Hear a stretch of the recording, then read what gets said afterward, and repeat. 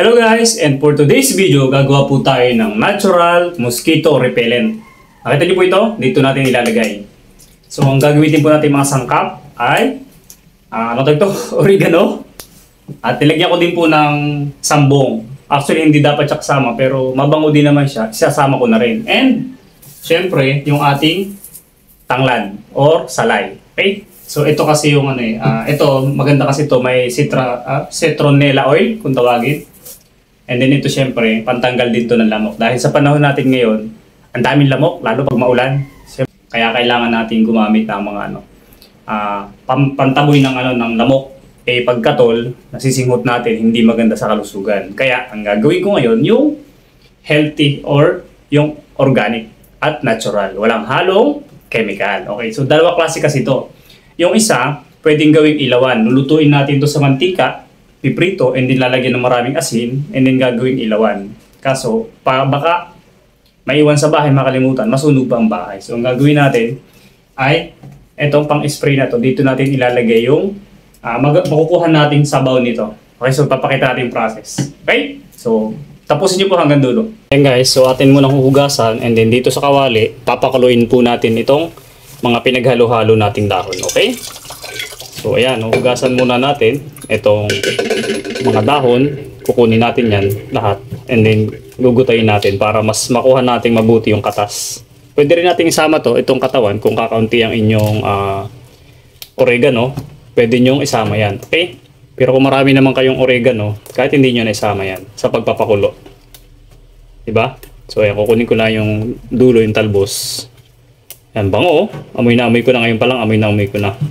So mamaya pag napaghalo-halo natin yan, panigurado layas yung mga lamok. Kasi dito sa bahay, pag pinatay mo ang electric fan, panigurado yari ka sa mga lamok.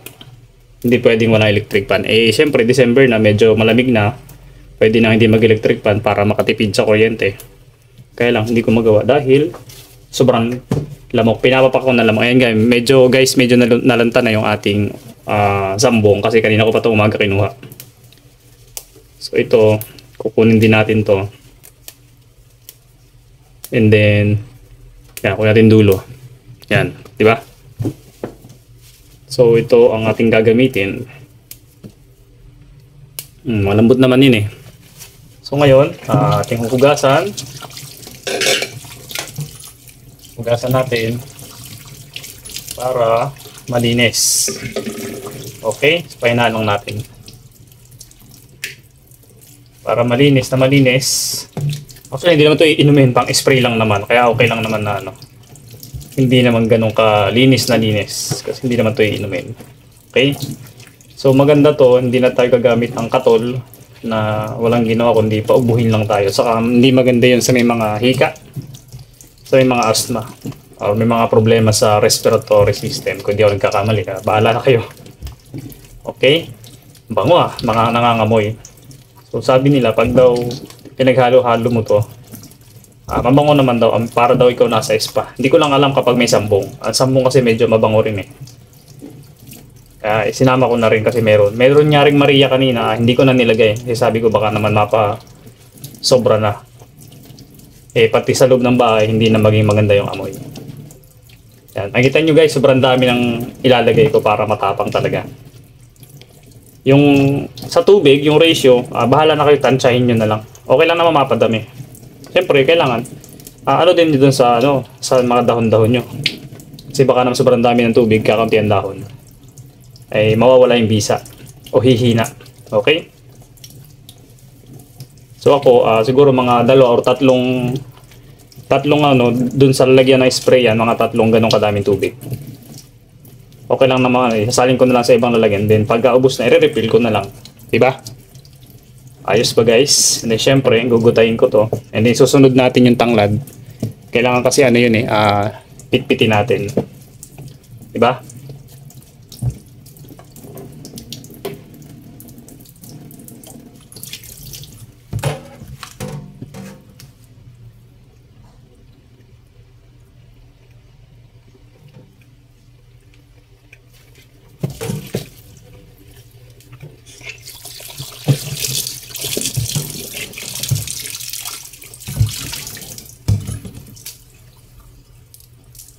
Then, ito, ginugutay ko na. Kita nyo naman. Yan, para bango. Nakipati ubo ko. Gustong tumakbo yung ubo ko ah. Mga plema-plema. Ayan. Sabi nila, pati daw ipis. Tanggal na pati ipis ng insekto. Kaya maganda tong gamitin. Bango.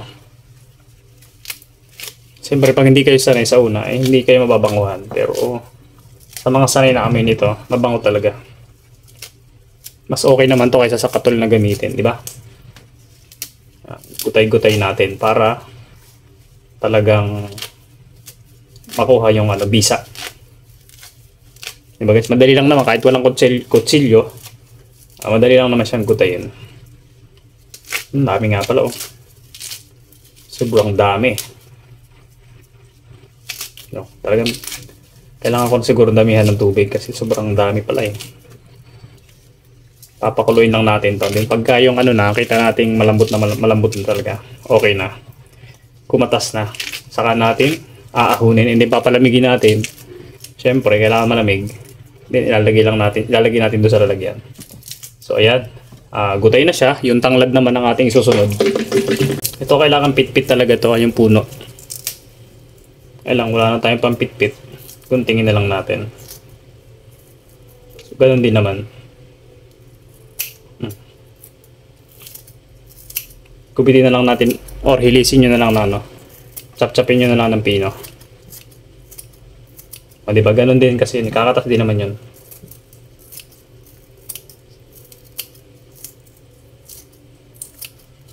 Yun no.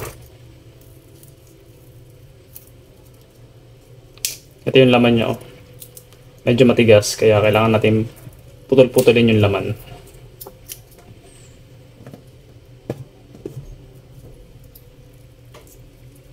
Okay. Matigas. Okay na to. So yan, nalagyan natin ng sabaw. Dito na tayo sa gripo.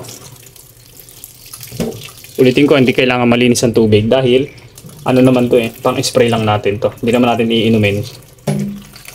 Siguro damihan ko na konti kasi masyado. Ayan, okay na siguro to. Ayan guys, yun na yung naging tubig. Masyado, marami yan ha. Ayan, para naman sulit yung natin. Then papakuluin natin. Ayan guys, kumukulo na. Tatakpan natin para mabilis. Wait lang tayo ng mga ilang minuto. Ayan guys, inahon ko na siya. At tinukuloy na kanya sabaw. Ayan, nag-uusok-usok pa. Papalamigin natin din, saka natin isasalin dito. Okay? So, hintay lang tayo ng mga ilang oras.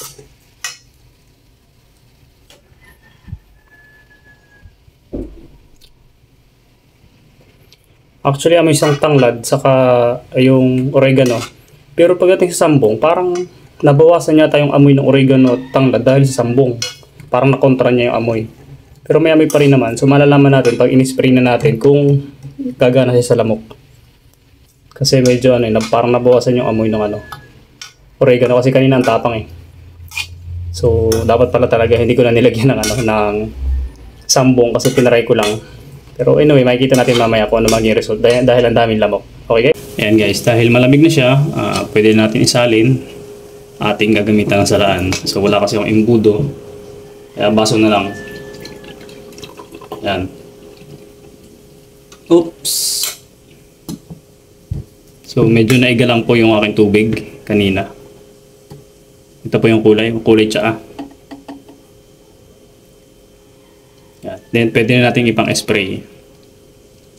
Sobrang lamok po, kanina pa ako nilalamok.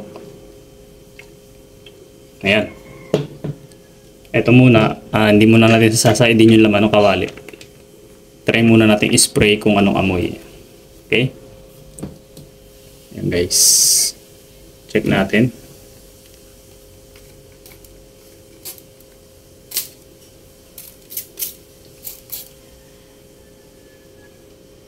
Ayan, amoy siya. Sa ilalim.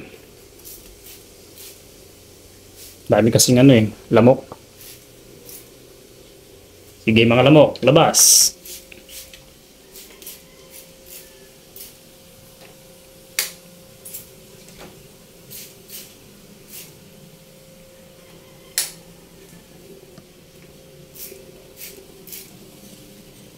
ating mga lamok.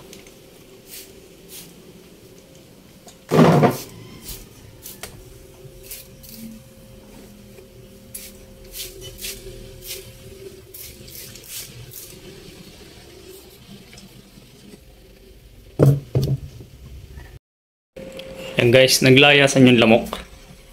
Kahit hindi ganun katapang yung amoy, nawala.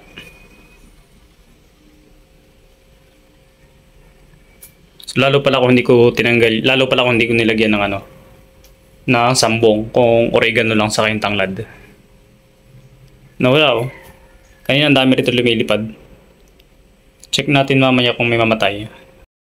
So yun, uurasan natin. Ano bang oras na? 3:50. Uurasan natin kung mga ilang minuto bago sila bumalik or ilang oras. Okay? Pag hindi na sila bumalik, mamaya ng gabi, mas okay, di ba? Kasi kaunting spray lang, naglayasan sila. Kaya yung kaganda guys, at least walang chemical, di ba? Bye-bye. Thank you for watching.